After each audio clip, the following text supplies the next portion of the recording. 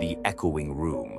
A desperate journalist investigating an infamous, cursed hotel room gets trapped in a horrifying time loop, facing malevolent entities and reliving unspeakable horrors as reality distorts beyond recognition. Jason Carter, a skeptical journalist in his late 30s, arrives at the abandoned Grimson Hotel, once infamous for a series of mysterious disappearances. His camera flickers as he records. The concierge desk is covered in dust, but a single key remains, room 618. Jason, muttering, 618. The cursed room. Let's see what's so scary about you. He pockets the key and heads toward the elevator. The button for the 6th floor flickers violently before taking him up.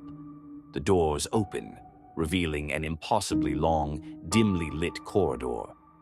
Entering the room 618, Jason unlocks the door, stepping into an ordinary-looking hotel room. He sets up his camera, but suddenly notices the reflection in the mirror. His reflection is delayed. When he moves, it moves seconds later. Then the door slams shut behind him. His reflection grins, but Jason is not smiling. Jason says, "Nope. Hell no." He turns to leave, but the door won't budge. The lights flicker, revealing shadowy figures shifting in the corners of the room. He spins around. His reflection is no longer in the mirror. A blood-chilling whisper fills the air. "You are home now." The loop begins. Jason pulls out his phone. No signal. He flips through his notes about the room's previous victims, each reporting the same thing. They entered, saw themselves, then vanished. Suddenly, the walls throb like they're breathing. A grotesque hand bursts out of the mirror, grabbing Jason's wrist. He screams, yanking free, but his arm is now covered in bruising black veins. His camera screen flickers. He sees himself standing in the hallway outside the room, banging on the door, begging to be let out. Jason, panicking. "That's me." The Jason in the camera feed suddenly stops, turns his head unnaturally, and grins. The feed dies. The entity appears. Jason stumbles back, but the room is no longer the same. The walls are now covered in cryptic symbols, written in blood. The bed is gone, replaced by a gaping, endless black void. A rasping voice echoes, "One in, one out." The closet door creaks open, revealing a distorted, emaciated version of himself, crawling out, bones cracking, eyes hollow, whispering in his voice, "I was you, now you are me." Jason screams as his doppelganger lunges at him. The deeper trap. Jason wakes up in the same bed, back in room 618.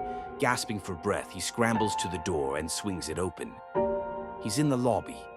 Jason shaking, "What the hell is happening?" But something is wrong. The furniture is different. The newspaper on the concierge desk reads March 12th, 1975, decades before his time. Jason checks his phone. Dead. A bell rings at the reception desk. He turns. An old man stands there, staring. "Old man, checking in, sir?" Jason steps back, trembling. The old man's face contorts, his eyes black, his mouth stretching unnaturally wide. Old man grinning. "You are home now." Jason runs toward the exit, but the revolving door leads him back into the lobby. The truth revealed. Jason hears muffled cries from behind the walls. Pressing his ear against them, he realizes there are people inside, trapped, screaming. Then a heartbeat-like thump echoes through the hotel. The walls pulse. Jason falls to his knees, clutching his head as the sound grows unbearable.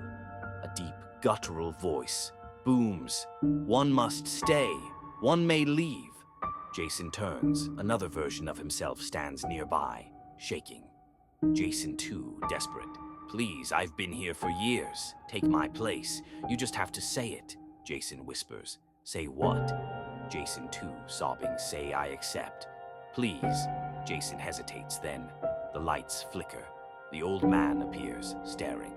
"Old man, decide." The escape attempt. Jason refuses. The room begins shaking. The walls crack open, revealing an abyss. Jason, number, I won't play your game.